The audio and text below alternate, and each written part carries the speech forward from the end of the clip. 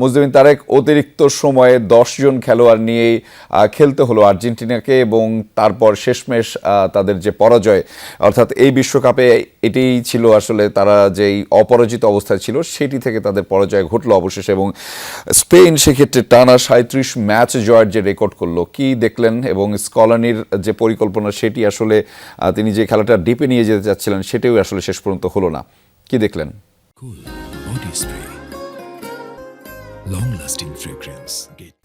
রেজা, নিঃসন্দেহে। তবে শুরুতেই বলতে চাই, একেবারেই যোগ্য দল হিসেবে স্পেন কিন্তু তারা চ্যাম্পিয়ন হয়েছে। 16 বছর পর তারা শিরোপাটা ঘরে তুলেছে। এবং খুব ইন্টারেস্টিং কিছু স্ট্যাট যদি এই মুহূর্তে আমি আপনাকে দিতে চাই, 2010 বিশ্বকাপে স্পেন যখন চ্যাম্পিয়ন হয়েছিল তখন তারা গ্রুপ এইচ এ ছিল, এবং সেই বিশ্বকাপের শুরুর ম্যাচটা ছিল 11 জুন।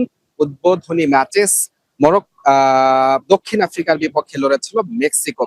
এবারের বিশ্বকাপটা 11 জুন শুরু হয়েছে, এবং দক্ষিণ আফ্রিকা এবং মেক্সিকোর ম্যাচ দিয়ে শুরু হয়েছে।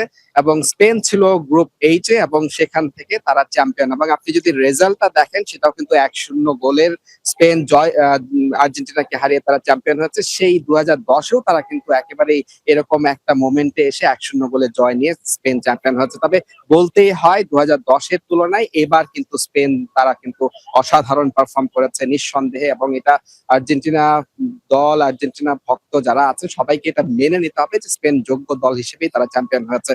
যেটি আপনার সাথে এর আগের লাইভে যে কথা হচ্ছিল, যে আর্জেন্টিনা তারা পুরো আসরটা যেভাবে খেলেছিল, তারা হয়তো চেয়েছিল যে আরো একটা রূপকথা হবে, একটা প্রত্যাবর্তনের গল্প হবে। তবে এটা ফাইনাল, সবসময় আপনার ভাগ্য আপনাকে একইভাবে গল্প লিখে দেবে না। সেটাও হয়নি আর্জেন্টিনা এবং তার প্রতিপক্ষ, সেটা কিন্তু আপনাকে বুঝতে হবে যে স্পেন, যে দলটি এবারের বিশ্বকাপে চ্যাম্পিয়ন হয়েছে, তারা কিন্তু এবারের আসরে মাত্র একটা গোল হজম করেছে, সেটিও নকআউটে বেলজিয়ামের বিপক্ষে গোল হজম করেছিল। এবং এই ফাইনালেও কিন্তু তারা ক্লিন শিট ধরে রেখেই কিন্তু চ্যাম্পিয়ন হলো। যোগ্য দল হিসেবে যেটা আমি বারবার বলছি, যে তারা পুরো ম্যাচে আধিপত্য দেখিয়েছে। লিওনেল মেসির দল আর্জেন্টিনা, তারা কিন্তু সেই অর্থে এর আগের নকআউট ম্যাচগুলো যেভাবে তারা খেলেছিল, সেই পারফরমেন্সটা কিন্তু এবারের ফাইনালে তারা সেটা দেখাতে পারেনি। বলা যায় যে আর্জেন্টিনা বা স্কালোনিকে কোনো সুযোগই দেননি লা ফুয়েন্তের দল।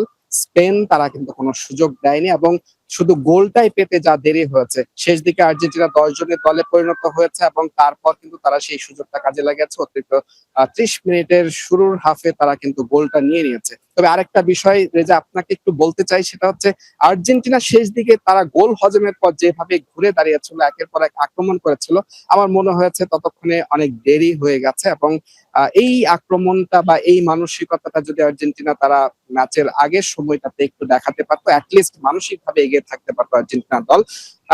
দিন শেষে স্পেন চ্যাম্পিয়ন, দ্বিতীয়বারের মতো তারা চ্যাম্পিয়ন হলো 2010-এর পর, 16 বছর পর চ্যাম্পিয়ন হলো। এবং একটা পরিসংখ্যান বা একটা মিথে কিন্তু একটা পরিবর্তন এসছে।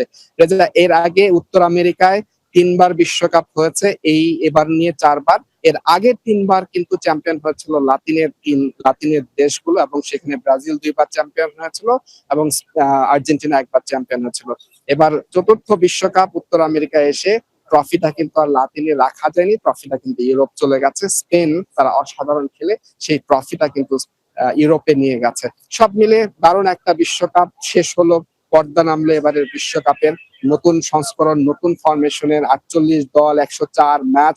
এই মহারণ শেষ হলো ফাইনাল দিয়ে নিউ জার্সির মেটলাইফ স্টেডিয়ামে, যেখানে আর্জেন্টিনা দিন শেষে বিজিত দল হয়ে থাকলো, এবং লিওনেল মেসি তিনি অধিনায়ক হিসেবে তার 3য় বিশ্বকাপ ফাইনালটা খেললেন। কিন্তু দুটিতেই কিন্তু তার সঙ্গী হয়েছে হতাশা বা চোখের জল, যাই বলেন।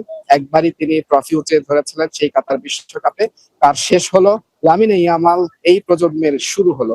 এবং লিওনেল মেসি নিশ্চয়ই, তার এটা তো একটা স্বস্তি বা যাই বলেন, যে তার রেখে আসা বার্সেলোনার যে নতুন তারকা লামিনে ইয়ামাল, তার হাতেই বিশ্বকাপের ট্রফিটা যাচ্ছে। কিছুটা হলেও আর্জেন্টিনা বা লিওনেল মেসি এই জায়গাটায় কিছুটা প্রাপ্তি খুঁজতে পারেন। তবে নিঃসন্দেহে আর্জেন্টিনা তারা ভালো খেলেছে এই বিশ্বকাপে। ফাইনালটাই শুধু তাদের হয়ে কথা বলেনি, এবং ভাগ্য হয়তো এভাবে লেখা ছিল, স্পেন তাদের ট্রফিটা জিতবে। লামিনে ইয়ামাল 19 বছরেই প্রথম বিশ্বকাপটা তিনি উঁচিয়ে ধরবেন। পেলের পর সর্বকনিষ্ঠ তারকা হিসেবে খুব সম্ভবত তিনি বিশ্বকাপ জিতবেন। রেজা।